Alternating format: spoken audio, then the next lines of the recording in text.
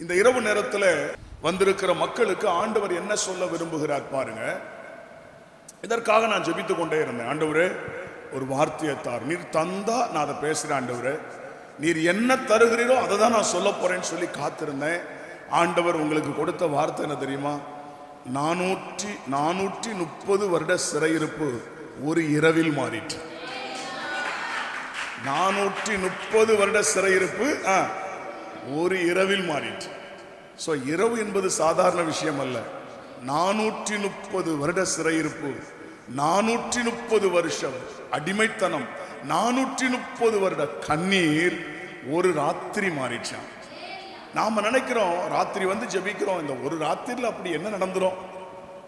ஒரு இரவு ஜெபம் பண்ணா அப்படி என்ன நடந்துரும்? ஒரு இரவு ஜெபத்தில் அப்படி என்ன நடந்துரும் அப்படி நீங்க நினைக்கலாம். ஒரு இரவில 430 வருட பிரச்சனைக்கு தேவன் முற்றுப்புள்ளி வைத்தார். இன்றைக்கும் கூட ஒருவேளை நீங்க எத்தனை வருஷம் பிரச்சனையில இருக்கிறீங்கன்னு எனக்கு தெரியல. நல்லா கவனிங்க. நீங்க ஜெபிக்க வந்தது தேசத்திற்காக, நீங்க ஜெபிக்க வந்தது நம்முடைய பட்டணத்துக்காக, நீங்க ஜெபிக்க வந்தது நம்முடைய சபைக்காக. ஆனா ஆண்டவர் உங்கள் சிறையிருப்பை மாற்றுவார்.